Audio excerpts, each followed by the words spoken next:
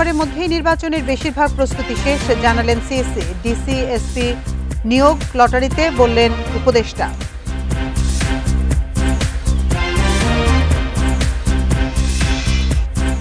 মানুষের মত প্রকাশের রাজনীতি শুরু হলে ফ্যাসিবাদ আর ফিরবে না, মন্তব্য তারেক রহমানের। রাজধানীতে বর্ণাঢ্য বিজয় র্যালি।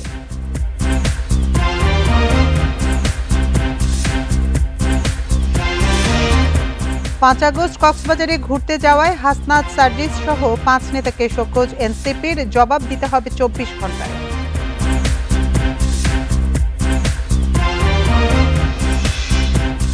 কর অফিসের নাইট গার্ডে জালিয়াতির ফাঁদ, করদাতাদের রিটার্নের ভুয়া চালান দিয়েই শত কোটি টাকার মালিক।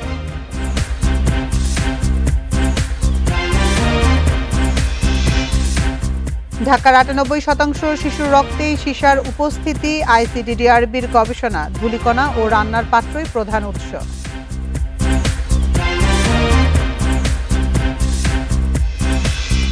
স্বাগত বিরতিহীন রাত 9টায় বাংলাদেশ। আপনাদের সাথে আছি আমি আতিফান জুমান। শিরোনাম শুনছিলেন এতক্ষণ, এবার চলে যাচ্ছি পুরো খবরে। আগামী ফেব্রুয়ারির প্রথমার্ধেই ভোট হবে বলে জানিয়েছেন প্রধান নির্বাচন কমিশনার এএমএম নাসির উদ্দিন। বলেন, রাজনৈতিক দল নয়, ভোটারদের নিয়ে অংশগ্রহণমূলক নির্বাচন করতে যায় ইসি। তবে ভোটারদের আস্থা ফিরিয়ে কেন্দ্রে আনাই বড় চ্যালেঞ্জ। দুপুরে নির্বাচন ভবনে ব্রিফিংয়ে এসব কথা বলেন সিএসি। আবারও এআই নিয়ে উদ্বেগের কথা জানান তিনি। প্রধান উপদেষ্টার ভাষণে ফেব্রুয়ারিতে ভোটের দিন ঘোষণার পর সবার দৃষ্টি এখন নির্বাচন কমিশনে। মাস চূড়ান্ত হলেও দিনক্ষণ কবে, প্রস্তুতি কতটা, সে প্রশ্ন জনমনে। বুধবার এ নিয়ে সাংবাদিকদের সাথে কথা বলেন প্রধান নির্বাচন কমিশনার। জানান, সরকারের চিঠি পাওয়ার আগেই শুরু হয়েছে প্রস্তুতি। চ্যালেঞ্জ থাকলেও ফেব্রুয়ারির প্রথমার্ধেই হবে ভোট। ফেব্রুয়ারিতে নির্বাচন করার জন্য বিভিন্ন চ্যালেঞ্জ থাকা সত্ত্বেও আমরা কিন্তু আমাদের প্রস্তুতি এগিয়ে নিচ্ছি। ইনশাল্লাহ আমাদের কোনো প্রস্তুতিতে ঘাটতি হবে না। ইয়াঙ্গার জেনারেশনকে ইনক্লুড করার জন্য একটা ভোটার রেজিস্ট্রেশন আইনে আমরা একটা অ্যামেন্ডমেন্ট এনেছি, যাতে একটা কাট অফ ডেটে আরও কিছু নতুন ভোটারকে আমরা যাতে ইনক্লুড করতে পারি। আগামী মাসে অনেকটা প্রস্তুতি শেষ হবে জানান সিইসি। অংশগ্রহণমূলক নির্বাচন ও আওয়ামী লীগ প্রশ্নে তিনি বলেন, দলটির কার্যক্রমে নিষেধাজ্ঞা রয়েছে। আমার তো মূল ফোকাস ভোটার। এখন আগে তো অনেক রাজনৈতিক দল অংশগ্রহণ করেছিল, শুধু একটা না তো, আরও 14 দলীয় জোট, 12 দলীয় জোট, কত দলীয় জোট, সবই করছে তো। কিন্তু ওয়াজ ইট পার্টিসিপেটরি? আমরা পার্টিসিপেটরি বলতে বোঝাতে চাই আমার ভোটাররা নির্বিঘ্নে যাতে ভোট দিতে পারে সেই ব্যবস্থাটা আমরা করব। নির্বাচনে লেভেল প্লেইং ফিল্ড তৈরিতে ডিসিএসপিদের ভূমিকা তুলে ধরেন সিইসি। গ্রহণযোগ্য ভোটের জন্য রাজনৈতিক দলগুলোর সহায়তা চান তিনি। যেন তেন মার্কা একটা নির্বাচন করে আপনারা জিতার চেষ্টা করবেন না। বড় দলগুলোকে বলি, for gods sec help me, আমি একটা সুন্দর ক্রেডিবল একটা ট্রান্সপারেন্ট ইলেকশন দিতে চাই। ডিসিদেরকে বলেছি যে দেখেন, আপনাদের কাজ শুধু প্রশাসন না, এই যে আমি যে লেভেল প্লেয়িং ফিল্ড তৈরি করার কথা বলছি, এইটার বাস্তবায়ন আপনাদের উপর নির্ভর করছে। আইন শৃঙ্খলার চেয়েও এআইকে বড় চ্যালেঞ্জ হিসেবে দেখছেন সিইসি। বলেন, আয়নার মতো স্বচ্ছ নির্বাচন করতে চায় ইসি, এজন্য গণমাধ্যমের ভূমিকা সবার উপরে। সুলতানা জাহান মিতু, ইন্ডিপেন্ডেন্ট নিউজ, ঢাকা। মত প্রকাশের রাজনীতি শুরু করতে পারলে দেশে ফ্যাসিবাদ আর ফিরে আসবে না বলে মন্তব্য করেছেন বিএনপির ভারপ্রাপ্ত চেয়ারম্যান তারেক রহমান। নয়াপল্টনে ফ্যাসিবাদের পতনের বর্ষপূর্তি উপলক্ষে প্রধান অতিথির বক্তব্যে এ কথা বলেন তিনি। ভিন্নমত থাকলেও জাতীয় ইস্যুতে ঐক্যবদ্ধ থাকতে সব দলের প্রতি আহ্বানও জানান তিনি। ফ্যাসিবাদ পতনের বর্ষপূর্তি উপলক্ষে নয়াপল্টনে বিএনপির কেন্দ্রীয় কার্যালয়ের সামনে অনুষ্ঠিত হয় বিশাল সমাবেশ। কর্মসূচিতে ঢাকা সহ দেশের বিভিন্ন জেলা থেকে জড়ো হন হাজারো নেতাকর্মী। আশেপাশের সকল জেলার নেতা কর্মী, সাধারণ মানুষকে আমি আন্তরিক প্রীতি জানাচ্ছি। যুবদল, ছাত্রদল, স্বেচ্ছাসেবক দল, মহিলা দল সহ বিএনপির অঙ্গ ও সহযোগী সংগঠনের নেতাকর্মীর উপস্থিতিতে কানায় কানায় পূর্ণ হয়ে ওঠে পুরো এলাকা। নেতারা বলেন, যারা ঐক্য ভাঙার চেষ্টা করছে তারা বাংলাদেশপন্থী নয়।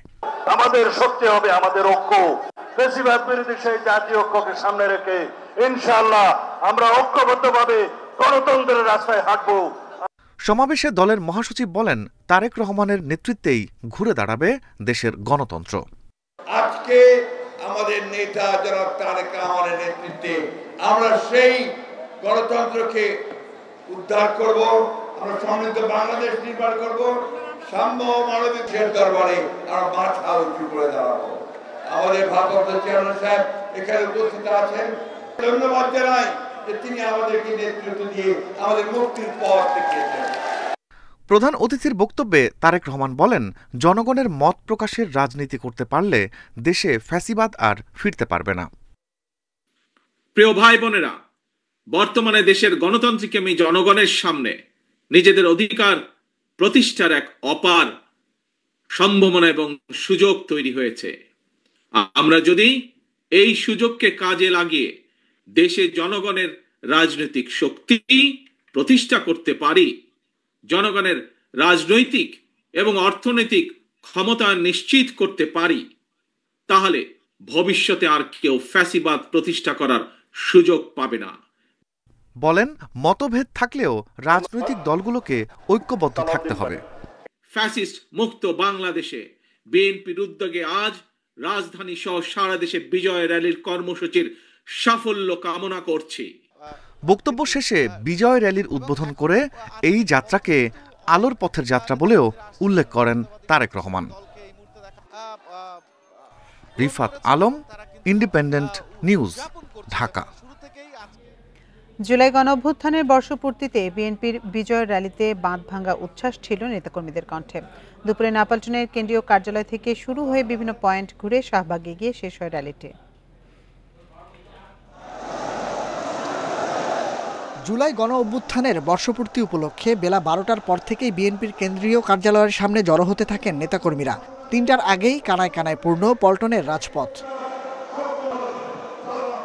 বিজয় র্যালির উদ্বোধনে লন্ডন থেকে ভার্চুয়ালি যুক্ত হন বিএনপির ভারপ্রাপ্ত চেয়ারম্যান তারেক রহমান, ছিলেন দলের মহাসচিব সহ সিনিয়র নেতাকর্মীরা।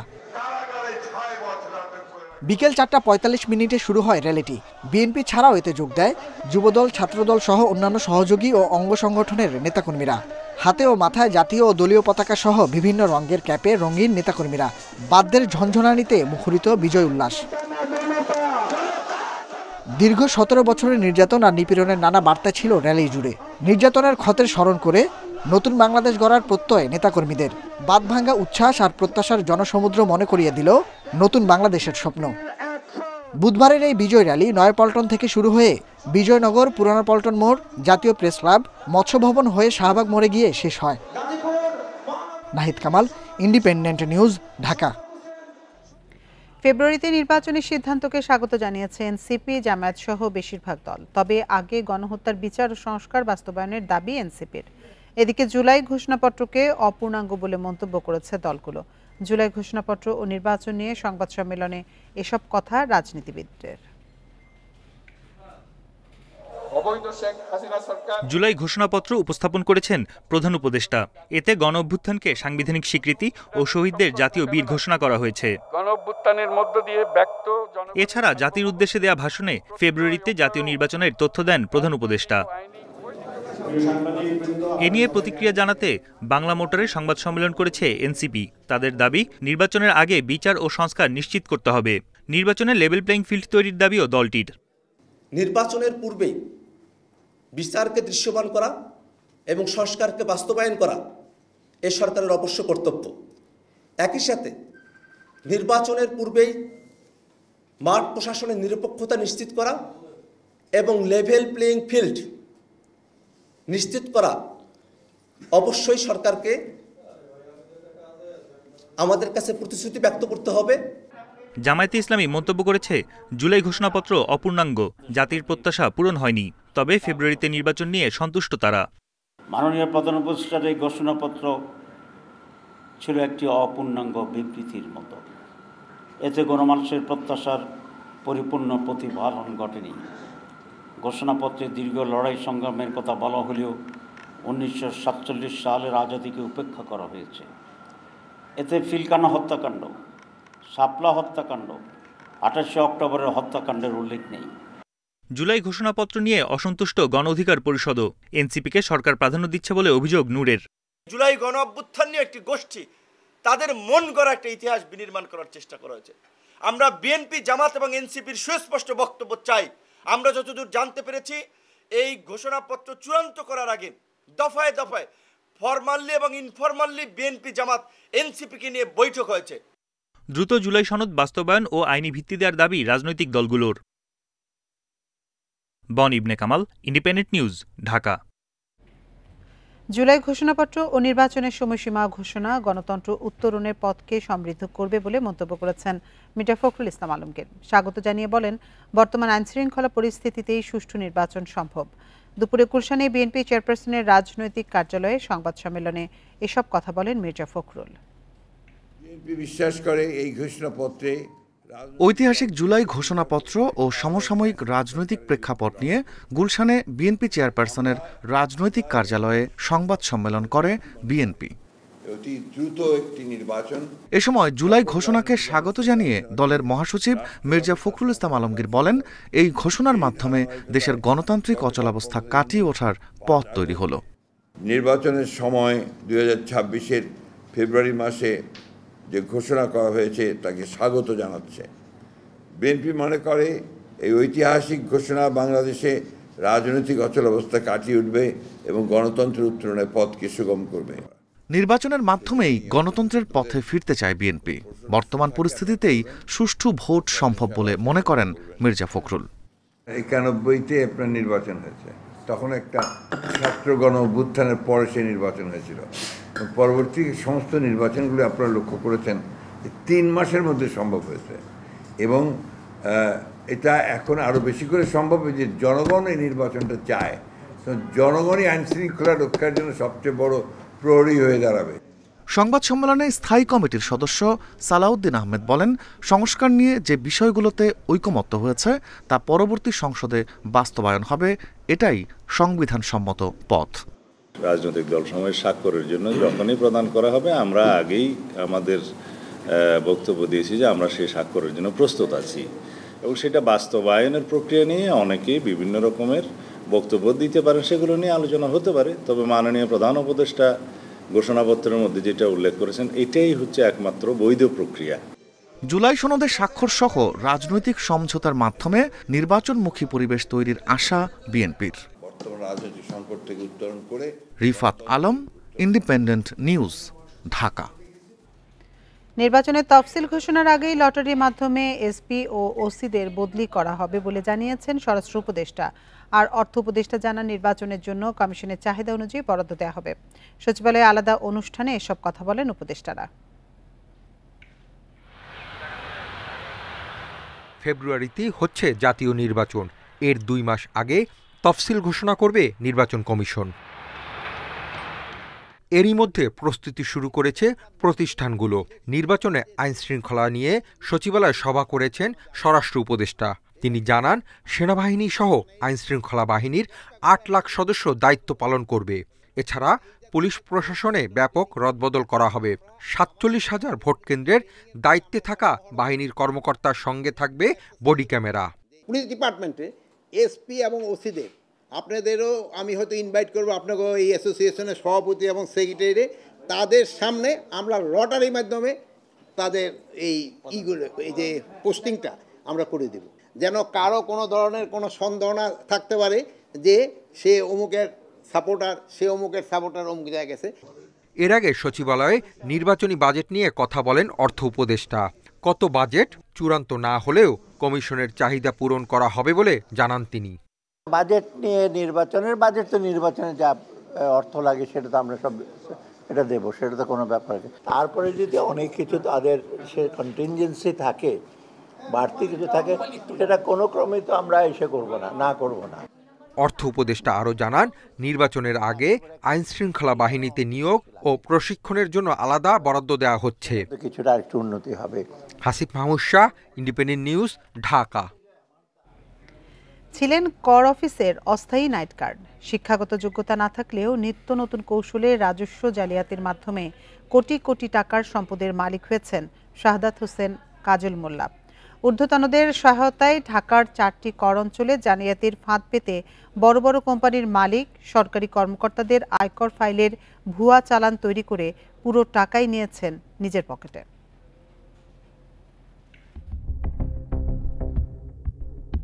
ঢাকা কর অঞ্চল ৩-এর একজন কর্মকর্তার রিটার্ন যাচাই করতে গিয়ে দেখা যায় তার বেতন থেকে ৯০ লাখ টাকা উৎসেকর কাটা হলেও চালান জমা হয়েছে মাত্র ৩৬ লাখ টাকার। তিনি প্রতি বছর পুরো অর্থ দিয়ে আসলেও তার ফাইলে সংযুক্ত সব চালানি জাল। গত ১৩ বছরের আয়কর রিটার্ন যাচাই করে দেখা যায় প্রায় ১৮ কোটি টাকা কর ফাঁকি হয়েছে। এছাড়া একই কর অঞ্চলে শীর্ষ ৩ কর্মকর্তার কর ফাইলে প্রাথমিকভাবে প্রায় ২২ কোটি ২৪ লাখ টাকার ফাঁকি বের হয়েছে, যা আয়কর গোয়েন্দার অনুসন্ধানে উঠে এসেছে। মানে 1997 থেকে কমিশনার যারা আছে সার্কুলার সবার সাথে সে কাজ করতো। দ্যাট ইজ হাউ আমাদের এখানে হাজির হলো। ঢাকা কর অঞ্চল ১-এর ঘটনা আরও চাঞ্চল্যকর। নিয়মিত ২ জন করদাতার ২০১৯-২০ ও ২০-২১ করবর্ষ এবং ২০১৩-১৪ হতে 18-19 করবর্ষের রিটার্নের ফাইল সরিয়ে নেওয়া হয়। তাদের মূল আয়কর ফাইল নষ্ট করে রিটার্নে ইচ্ছেমতো তথ্য সংযোজন করে নতুন রিটার্ন তৈরি ও সই জাল করা হয়। জালিয়াতি করে প্রায় ৪০ কোটি টাকার ভুয়া ক্যাপিটাল ও সম্পদ দেখানো হয়, যাতে কর ফাঁকি হয়েছে প্রায় ১৫ কোটি টাকা। এমন অস্বাভাবিক ফাঁকির অনুসন্ধান করতে গিয়ে আয়কর গোয়েন্দা ও তদন্ত ইউনিট খুঁজে পান এক ভয়ঙ্কর প্রতারক চক্রের, যার মূল হোতা ছিলেন সাদাত হোসেন কাজল মোল্লা। কর অফিসের নাইট গার্ড হয়েও নিজেকে পরিচয় দিতেন কর আইনজীবী হিসেবে। সাথে বিভিন্ন কর অঞ্চলের ৪ কর্মচারীদের সঙ্গে নিয়ে করদাতার নথির রেকর্ড পরিবর্তন, মূল রেকর্ড নষ্ট ও কর্মকর্তার সই জাল করতেন তারা। অভিযোগ প্রমাণ পাওয়ায় একজনকে বাধ্যতামূলক অবসর ও বাকিদের সাময়িক বরখাস্ত করা হয়।